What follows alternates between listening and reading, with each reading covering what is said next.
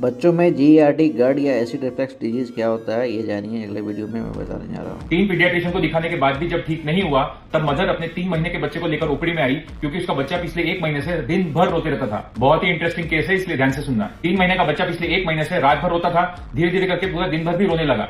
इस दरमियान पेरेंट्स ने 3 पीडियाट्रिशियन को दिखाया। हर पीडियाट्रिशियन यही बोलता था कि बच्चे को कोलिक पेन है, कोली की बेबी है, गैस का प्रॉब्लम है, और ट्रीटमेंट में एंटीकोलिक ड्रॉप दिया जाता था। लेकिन बच्चा दवाई पीने के बावजूद दिन भर रोता रहता। पेरेंट्स पूरी तरह से परेशान और टायर्ड हो चुके थे और एंड में हमारे पास आए। पूरी हिस्ट्री और बच्चे का एग्जामिनेशन करने के बाद हमें शक हुआ कि ये कोलिक पेन नहीं बल्कि इन्फेंट रिफ्लक्स है। हमने इन्फेंट रिफ्लक्स का ट्रीटमेंट चालू किया और कुछ ही दिनों में बच्चा एकदम ठीक हो गया। बच्चे का रोना बिल्कुल बंद हो गया, बच्चा अच्छे से दूध पीने लगा, रात को ठीक से सोने लगा, अच्छे से खेलने लगा और बच्चे का वजन भी बढ़ने लगा। तो ये इन्फेंट रिफ्लक्स आखिर होता क्या है? तो ये सरल भाषा में बच्चों में होने वाली एसिडिटी का प्रॉब्लम है। तो बच्चे जब छोटे होते हैं तो हमारी अन्न की नली और पेट के बीच में जो स्फिंक्टर होता है वो उनमें इतना डेवलप नहीं होता और लूज होता है। इसी कारण दूध और स्टमक एसिड्स ऊपर की तरफ आ जाते हैं, जिससे बच्चे को जलन होती है, डिस्कंफर्ट होता है और बच्चा दिन भर रोते रहता है। तो ये इन्फेंट रिफ्लक्स बच्चों में बहुत कॉमनली देखा जाता है और 1 से 1.5 साल के बाद जब ये स्फिंक्टर टाइट हो जाता है, उसके बाद अपने आप धीरे धीरे करके ठीक हो जाता है। तो ये कुछ चीजें हैं जिससे आप पहचान सकते हो कि आपके बच्चे को कोलिक पेन हो रहा है या फिर इन्फेंट रिफ्लक्स हो रहा है। अगर बच्चे को कोलिक पेन है तो बच्चा दिन भर में किसी भी एक टाइम पे रोता है, खासकर शाम के टाइम पे, जिसे हम इवनिंग कोलिक कहते हैं। बच्चे के पेट पे हाथ रखने पर पेट फूला फूला या फिर कड़क लगता है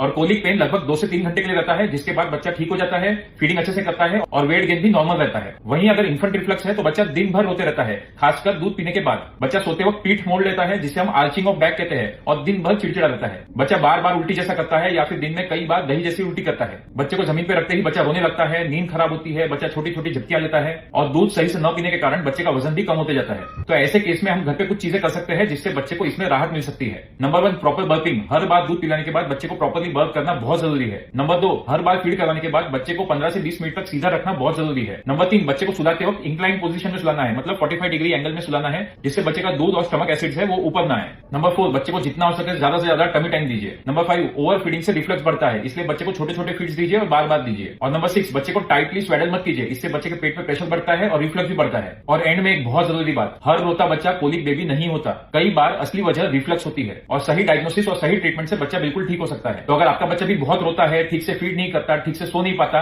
तो आज ही अपने पीडियाट्रिशियन से मिले और इन्फेंट रिफ्लक्स के लिए जरूर चेक करवाएं।